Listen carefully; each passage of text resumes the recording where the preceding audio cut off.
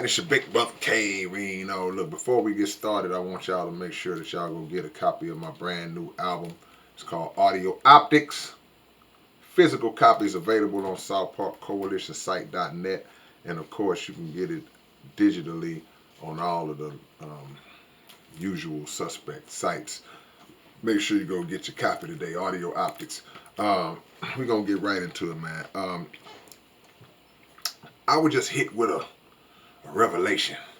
And I'm just thinking about how the people that you see on television, whether they be in politics, whether they be in sports, whether they be in religion, when they are in a position where a lot of eyes are on them, meaning they have large viewership, a large amount of listeners if they're on radio, if they're on social media or whatever, a lot of those people, man, have become delusional enough to think that the rest of us are stupid.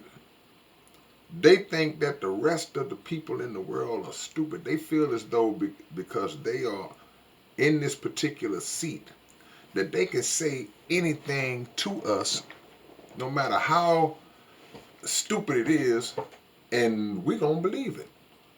Now, the problem is, because I know what you're thinking, the problem is y'all will say, well, man, there's a lot of people that will believe it. And that is true. But I'm not really talking about them right now. I'm talking about that select group, that small group of us who have been blessed with the God-given ability to see through the BS. And that's what I'm referring to. If you are a person who is on TV, on radio, have a big social media following, have a big congregation, have a big political following and backing or whatever, you've done pretty well for yourself to get to the point where you are by whatever means you got there. But you got to be pretty smart. I would give you just a little love. You got to be kind of smart. You got to have some kind of intelligence. But a person who thinks that they are the only ones who are smart and intelligent, in reality, are not that smart and intelligent at all. You can't be foolish enough to think that you know more than everybody. And when you get to that point, you deceive yourself into thinking that because I'm me, I can just tell the people anything and they'll bite on it. Well, the problem is we live in a world now where there's so much access to information and there's so much access to actual truth that over the decades we have now seen so many things in history, so many things as it relates to science and religion be debunked. We've seen a lot of things that we've believed and followed all our lives be debunked, absolutely just crushed, and coming to find out that wasn't true at all. So we are in an age where people are like, man, why should I believe you? Why should I believe you? Why should I believe you?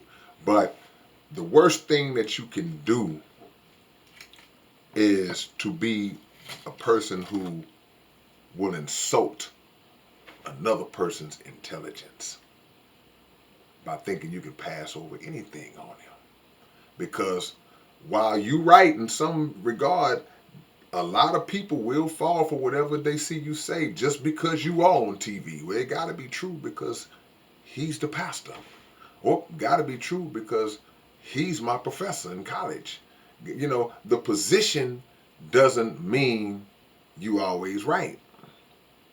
The position doesn't mean that you are holy. The position doesn't mean that you are without flaw, that you are always telling the truth.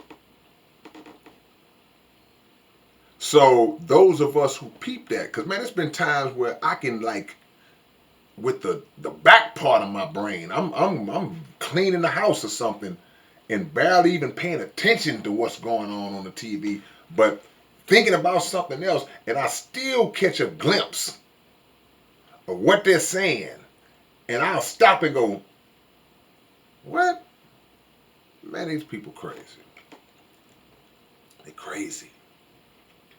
And narratives get created, false narratives get created, and they become accepted as the truth because we feel like because this person is in a position of celebrity and power and status and whatever, that everything that they're saying is right.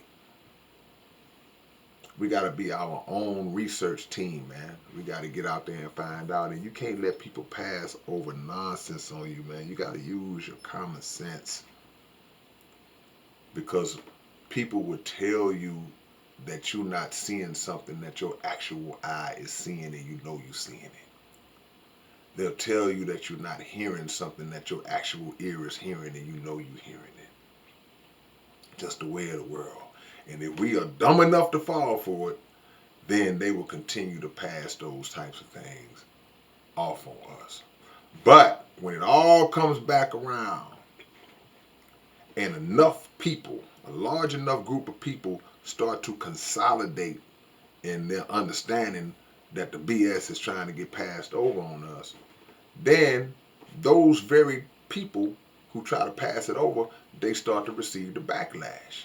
They start to get it. Social media starts to eat them alive. That's the beauty of social media. Social media, as wicked as it can be used, it can be used also as a unifying presence, I guess for good or evil. But the backlash hits them, and they start to realize, oh, these people ain't dumb as I thought they was. I can't just get up here and say anything and think that it's going to go over because there are people that are calling me out. There's a comment section full of people just lighting me up. People are holding me accountable, and it reaches all the way up to the people who pay them. People who pay their boss. So that kind of work, when people are trying to pass over lies and false narratives and slick the people like that, man, that's a time when you see that kind of unity come into play and it's beneficial. Stop believing everything people pass over on you until you find out that it is true. But understand, to those who like to do that, you know, everybody ain't, people are not as dumb as you think they are, man. And just because you got a little sense, if you had a little bit more, you would know that you're not the only one. All right, man, it's your big brother K-Rino. I'll catch y'all later on. Peace.